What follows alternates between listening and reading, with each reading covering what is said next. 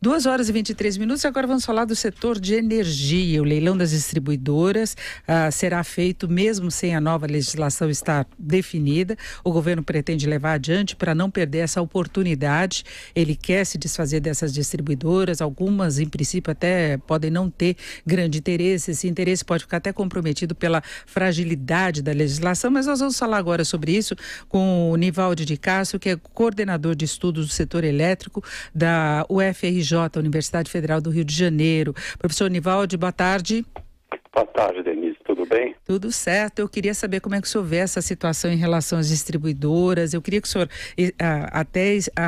desse mais informações para os nossos ouvintes da importância desse leilão, né, da condição financeira e mesmo de investimento no que depende dessas distribuidoras e essa questão da fragilidade jurídica que foi criada, né? Vamos por parte, né? Obviamente a nossa análise é basicamente econômica, né? Porque tem um componente aí político e jurídico que o nosso grupo, assim, não analisa. Nosso foco é muito mais econômico, né?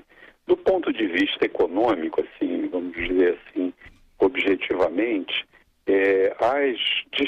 a distribuição de energia elétrica, já há alguns anos para cá, ela não precisa mais de ter empresas estatais, né, operando, porque é um setor hoje cada vez mais dinâmico do ponto de vista tecnológico e exige gestões assim, administrativas, financeiras, operacionais, assim, que estão em processos de mudança tecnológica muito grande, né? E o que a gente tem analisado e percebido que o perfil das distribuidoras que são controladas por grupos privados, elas estão apresentando uma eficiência bem maior. Analisando especificamente essas distribuidoras, né, elas lá no meados dos anos 90, quando começou o processo de privatização, essas distribuidoras não conseguiram ser privatizadas, né? Já havia uma ideia do governo, do Estado brasileiro, de passar essas distribuidoras para a iniciativa privada e elas não conseguiram ser privatizadas porque elas estavam em mercados pouco desenvolvidos, com muitos problemas de gestão e mesmo de financeira também. Então elas se tentou privatizar e elas acabaram não sendo privatizadas e ficando sob a responsabilidade do Grupo Eletrobras. E nesses 20 anos elas não conseguiram, né, ter um desempenho eficiente, seja do ponto de vista técnico. Essas empresas é onde se tem a eficiência técnica medida por queda de energia, né, frequência e duração dos cortes de energia.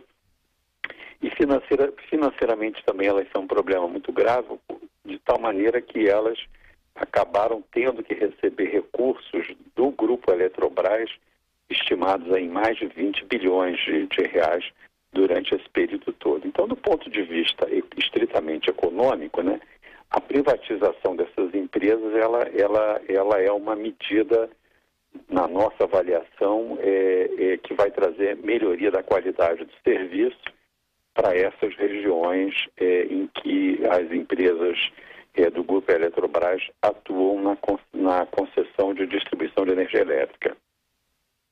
O governo quer avançar com a privatização, mesmo, como eu disse, tendo essa incerteza jurídica, porque se não obtiver resultado em agosto, ele pode marcar ainda neste ano um novo leilão, porque seria importante estruturalmente. Agora, professor, eu queria colocar a questão da Eletrobras como um todo, que o presidente da Câmara já avisou que isso não irá ser colocado em pauta neste ano, né, o projeto, então vai ficar para o próximo governo mesmo, e tem toda uma definição aí de novas regras que podem alterar bastante. Se fala, inclusive, no custo que vai haver da tarifa social de energia, algo em torno de 742 milhões de reais por ano.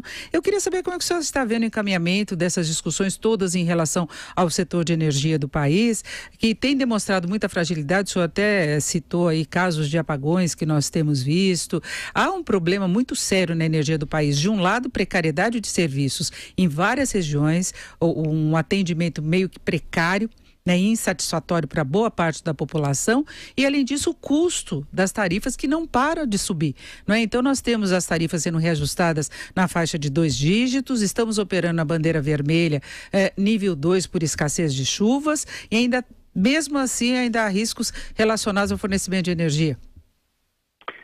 Denise, você obviamente traça um quadro preocupante, mas as análises que nós realizamos, olhando principalmente a evolução, né, indica de que a situação do setor elétrico assim não é tão complicada se a gente pega uma evolução, né?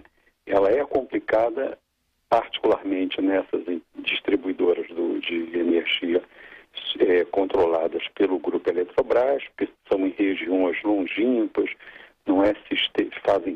ainda recentemente é que entraram no sistema interligado. Você tem uma geração térmica em pequenas cidades, que é uma coisa muito onerosa. Mas, de uma maneira geral, olhando dos 20 anos para cá, a qualidade do serviço tem melhorado. Obviamente não é ideal, né? E em grande parte também porque o Brasil é um país de dimensão continental, uma população muito grande, um mercado que cresce, e as necessidades de investimento são muito grandes, né?